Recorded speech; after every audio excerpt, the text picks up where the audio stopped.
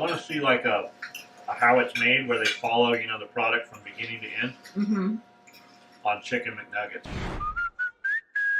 Or Oh boy. Egg McMuffin, or, you know, whatever. I want to know the real.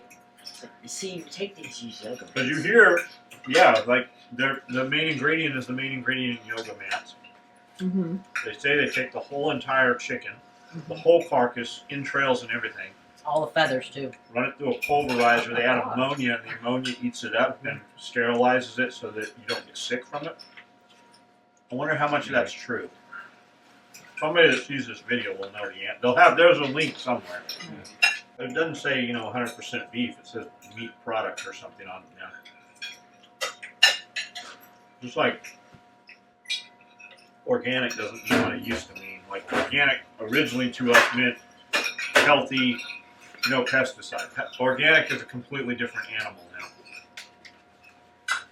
To legally use the term organic doesn't mean shit anymore.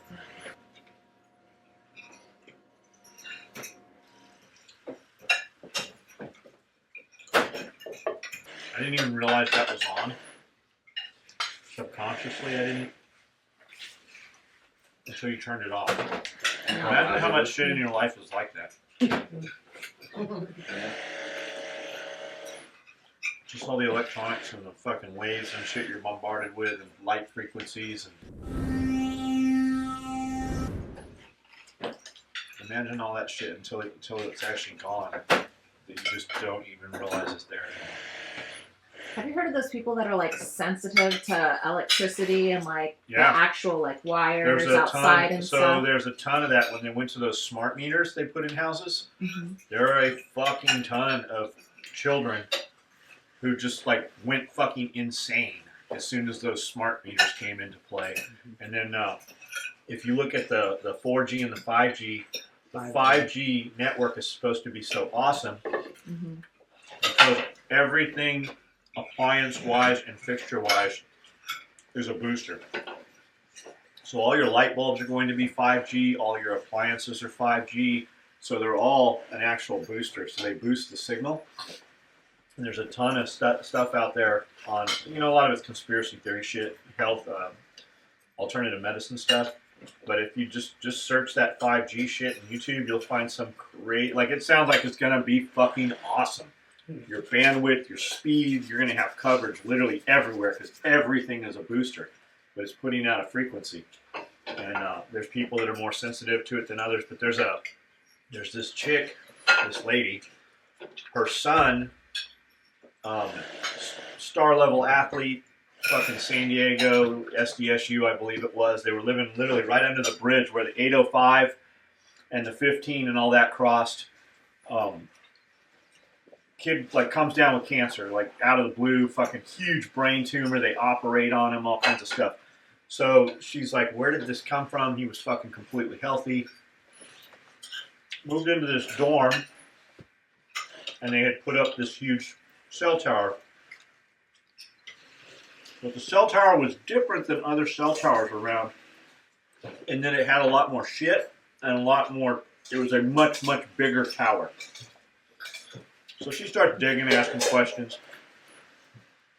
I'm like, no, that's nothing to it. Within like a 9-month period, 10 to 15 people in that dorm room all fucking died from brain tumors and brain cancers. It's up there. If you did, it won't be hard to find that video.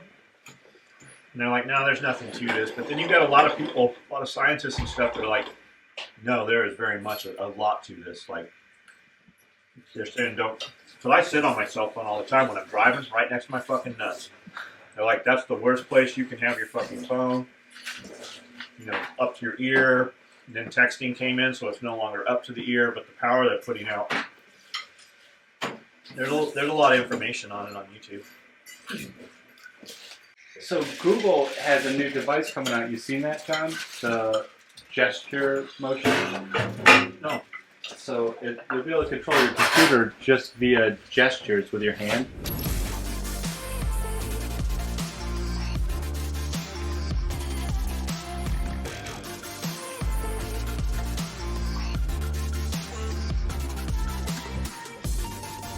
So it uses low-level radar beaming out of the fucking That thing. sounds lovely. That's just Well- what I want shooting out at me. I asked Scully about it. Scully's like, there ain't no big thing about that. Let's hope there's not.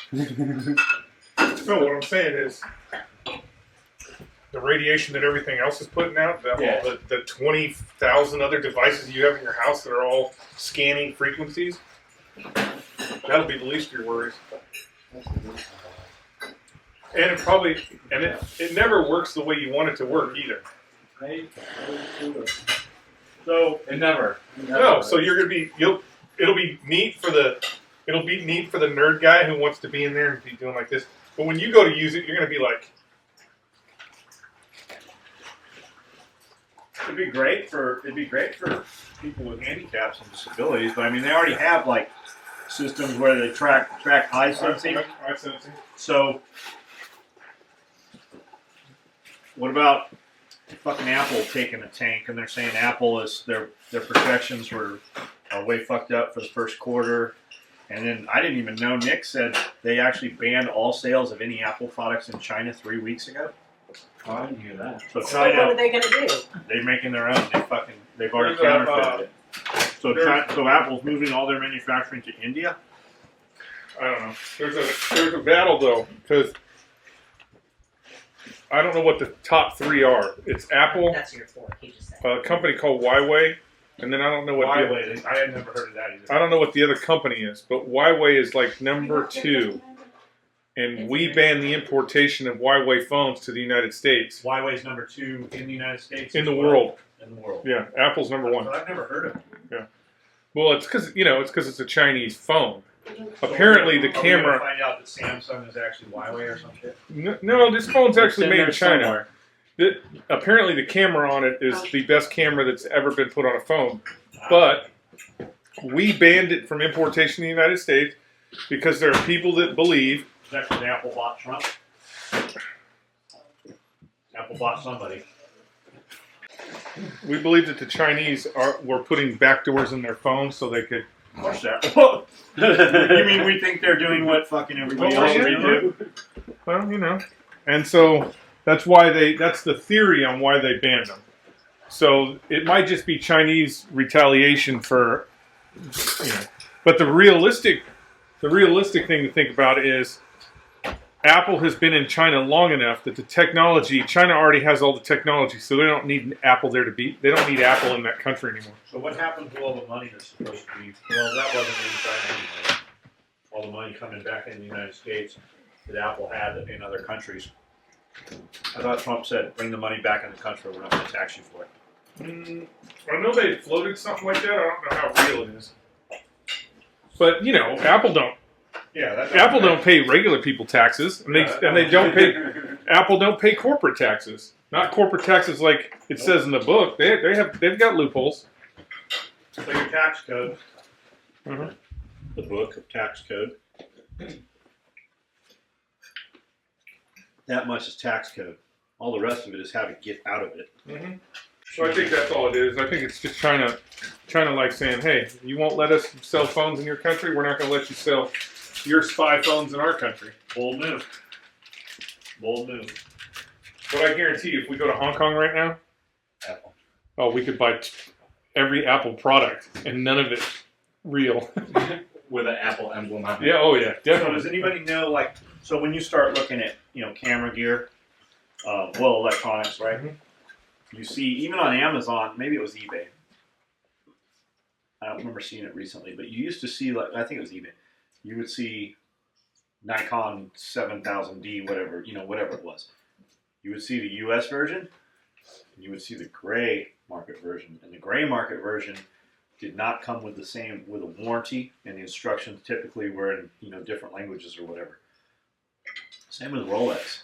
Same with, a lot of higher end products are like that. And I wonder if that's fear of counterfeit or that's just some US import bullshit on there. I wonder really what the difference in them is. Well, they're for the good factories, for the good Chinese factories. There is no difference. They just, when Apple turns the lights off at night, they come in 20 minutes later, turn it on, and they just start making Fapples. Cherry pies. Look, it's a cherry pie. What's that?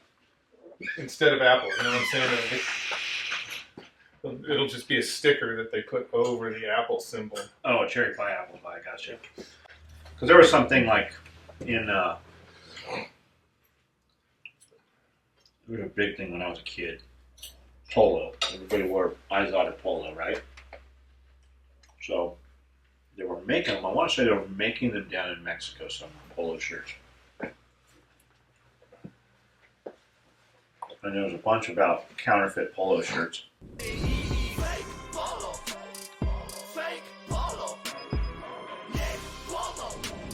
But they were actually just running the line at night. Yeah. For going in there. Something happened with probably Louis Vuitton and somebody. They were actually getting the actual material out the back door, and then it was being sewn, you know, at a factory next door or whatever it was. It's quite common nowadays. Yeah. Because the market is different. Like, yes, do we have copyright infringement bullshit in the United States? It doesn't apply in Africa, so they can sell all the apple pie phones they want in Africa. And some of those markets, the interesting thing about that is those are emerging markets. So if you're selling Apple phones in Africa or China, you're going to make more than Apple is selling phones here in the United States. There was I remember a polo shirt. You could go buy polo shirts at the swap meet, right? Yeah. Some of those polo shirts that you would see, your friends would show up with polo shirts, right? And they had 2 polo clubs. Like it was, they were definitely counterfeit. Or the Izod, but it wasn't an alligator. It was hippopotamus or some shit, you know. Yeah, I think, you know, the way manufacturing is now, you can get away with that a lot easier. That's just like Strider is the number one copied knife in China. They make some nice ones. Yeah, they make nice ones, but the thing is, And some shit ones. once they get to that, there's a certain threshold that they have to cross. So in order to make a Strider knife counterfeit that's on par, so that you have to take apart to know that it's counterfeit, that knife is still $300. So, I mean, yes, that's still cheaper than a Strider, but you know what I'm saying? You might as well buy the real thing. And really, at what level is that $300 at? Because everybody that touches it has to make some money on it. So what's the margin on the counterfeit one to the end consumer? You know, not the dude receiving it, but the dude selling it to the dude receiving it. Especially when you know that. So you know it's coming from China, so you know it's fake. You have to import it in the United States. If it gets dumped at customs, you lose all your money. So what's the investment? I'll bet they're buying those fucking things for $30. Plus, Out of China, you know what I'm saying? Yeah. plus, like they have sting rings. Like when you come in to sell that fake shit, like when they know you come into SHOT Show, like they'll fucking round up 15, 20 vendors at SHOT Show with the FBI and fucking arrest them. Like, we might not be able to get your factory, but we'll get your fucking guy when he comes in. Yep. Fucking, we seen Josh walk over with fucking and pull shit off tables, and fucking law enforcement called over fake Striders. That's usually how Josh does it. He'll be like, "You're either going to give me all those fakes, and we're going to be done with this, or I'm going to have the cops come over here." And they'll take them all. Sometimes they give them. Sometimes Josh gets them to clear the table, but sometimes the motherfucker will be like, "Fuck you," and then he's got to get the cops. Yep. Crazy. Our shit's a little different. The dude's copying our shit. They're in the United States. They're not selling our shit. And it's really not copying. I mean, it's more like they're trying to emulate the design. But for a company to straight out copy our shit, some of our products, like, we're in a different price. We're in a different price margin. Like, you cannot. There are guys making some products that look similar to our products, but the function is not there because they cut literally half the manufacturing out. Like, you can't build what we build and be in a marketplace where you have a dealer network where you can give a 40, 50, 60% margin like they do. You can't. Yeah. You can't even manufacture in the United States normal basic shit and have a 40, 50, 60% margin like some of these guys do. Even the shit being made in the United States is not fucking made in the United States. It comes in like when Camelback, even back when Camelback, we were a dealer for Camelback. We fucking moved a lot of Camelback product through the Oceanside shop, and that shit would come in and it was fucking tags all over that motherfucker. Right when Berry compliance and shit first started coming out. Tags everywhere. Made in America, American Pride, America this, America that. When you turn that fucking backpack inside out, it said made in Malaysia. So when we started asking questions about it, we were told that as long as the final assembly is in the United States, it can be stamped made in America, made in the USA. And when we pushed a little further, we're like, well, what does that really mean? They had to put the buckles on the webbing. So like when you see all those dudes, when everybody's standing at the table, putting buckles on all that shit, it can come in from Portugal, Spain, wherever it was coming from. Yeah. You just have to put that final buckle on and do the final assembly. That's what it was not at manufacturing at any level. Yeah. I don't know how much of that was going on, but that was definitely going on. It's like HK does the same thing. Yeah. They promised. Yeah, it's not made in Virginia. They promised a plant in Savannah, Georgia, and so they stood up a plant in Savannah, Georgia, and they couldn't get anyone to manufacture the guns to their specifications. So all their guns are made up in Delaware. So they're all made up in Delaware, and then they take those guns and they ship them down to the manufacturing plant in Georgia, and they literally just take them out of the cardboard box and put them in the HK whatever case box, whatever they're putting them in. Put them in that, put a label on them, and ship them out. Because of tax advantage, why would they do that? Yeah, it's like To get in the country. So all these foreign based companies, like, you know, you got Tavor USA, all those guns are made in the United States. You got HK USA, Beretta. What they do is they find a senator or a congressman. They find that person and they go, hey, you push it through. We'll put a factory in your town. We'll get you jobs. And so that congressman pushes it through, and then they have to set that factory up there. So it comes into Delaware?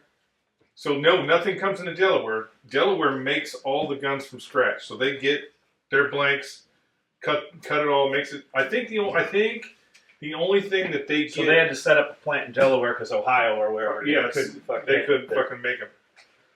I think the only thing they get is barrels. I want to say that HK. And almost all the barrels come from FN, or I guess not. Somewhere in Europe. I don't know. So, but they actually flew a $10 million. They flew a $10 million barrel vise in, a pull button barrel vise to make barrels to Savannah, Georgia, to that plant. Sat there, right? And they flew Germans over. They set it all up. They got it all ready to go, and then nobody could run it. And this was at the time when everybody was trying to build their own shit. So I'm like, they could have made $1 million just going down there and making AR barrels. Everybody would have bought that barrel. But, you know, it's the Germans. They're weird about that stuff. Wasn't Mike was able to actually punch and rifle barrels, right? I think so, yeah. I think so. So it's interesting how all you have to do is pay off a senator or a congressman or promise 10 jobs and you can come in here So and I build listened whatever you want.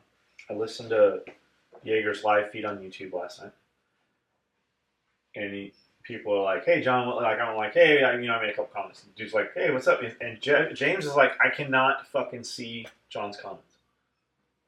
Like other people see him. He's like, I text that motherfucker. He doesn't call me back. I Facebook him. He doesn't call me back. I PM him on Instagram. He does. I have replied to multiple channels of James's shit. It is like James cannot see my shit. It's fucking weird. Like I see it on there. Sometimes I'll get on. He's like, I even said, I have been on like the last 10 of your live feeds and commented, and it's like it's blocked or some shit. Fucking just weird. So James is a huge fan. I don't know if you know, everybody. You should actually hit James up. Tell him I told you to get in touch with him. Raven? And, Raven? Jennings. I bet he's Bullpups. He loves bullpups. Yeah, He loves absolutely loves bullpups. So hit him up. Send him some artwork, like with him with a bullpup. I would get that. What's that? What are the dudes at the with the big hats, changing the guard. Everybody goes over and tries to Royal Guard? Royal Guard. What are those fucking bullpups? Oh, the M85s. Yeah, I would do that. I would go with that one. Isn't that the worst? Fucking doesn't shoot.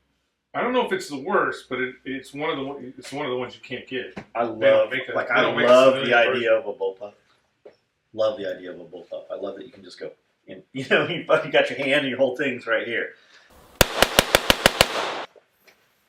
I would hit James up with just all kinds of bullpup knowledge, bullpup info, bullpup questions. I would have James, as a matter of fact, Do a bullpup live feed. I would do a bullpup class. I would do a whole class. Request. I would request a bullpup class, and special technique. yeah, if you can get James to do a bullpup class, we'll give you all slings for all your bullpups, and if you take the class. Yeah, you gotta take the class. He was actually saying he softened up on them because when they first came in, the Tavors or whatever didn't run. And he said the Tavors, they run now. He goes, the only person that needs a bullpup, like you ask somebody, why'd you get a bullpup? They've always got some fucking answer, but it's always, because it's fucking cool, really, is the answer. He goes, unless you're a chick, you don't need a fucking bullpup. Why does he say that? I don't know. I don't know. Wait out far? Waits in the back. Yeah, that's what I'm saying. Maybe it doesn't have weight further up front. It's usually I don't know. Bullpups are hard to train because unlike a regular firearm, so when you shoot any other firearm that's not a bullpup, all your action is out here. So it's all out here. When you shoot a bullpup, it puts it all right here in your cheek. So people that's one of the reasons why the British Army almost got rid of theirs, because they couldn't get people to stay in on the gun because that explosion and everything's happening right there. So they're like, So that's bullpup-ish, and I would think it would be hard. I think it would be hard to get a girl to accept that, but who knows? I mean, the Israeli army uses them, and contrary to what James says, they've been dumping fools with that thing for almost 15 years now. I didn't hear James say anything. I'm just kidding. Sorry, gotcha. James. I'm just blowing you up because I know you love bullpups. He hates bullpups. I know he does. Did you ever fire a full auto log? Yes. They twist. Yeah. Fucking weird. Weird twist. One of the first machine guns I ever shot was an AUG. Mac 10 with a suppressor. Fucking blew oil all over you. Like you're in a cloud of smoke, unburned powder, and you have black soot all over your face. Uzi, same thing. Open bolt Uzi, same thing. Because they were all wet cans, but I don't know if a non-wet can existed. But the cans, back then they wouldn't. At the first time I shot machine guns, the cans, they were putting. I remember them putting. I want to say they were packing them with fucking motor oil. Motor oil and shaving cream. Shaving cream was another one. And it was fucking dirty, man. No matter, you had shit all fucking over you. Sounds awesome. And then you get introduced to this MP5, and those were fucking awesome. Like you could literally write your name with an MP5 SD. We go to Trexpo at Torrance, West Covina. It was SWAT ring, real nice. It was like a golf course when you walked onto it. And HK would be there with a trailer, and they would have chicks, little Playboy models, almost like cat burglars in latex suits, right? And you get in line, 30 seconds, a minute, 2 minutes in line.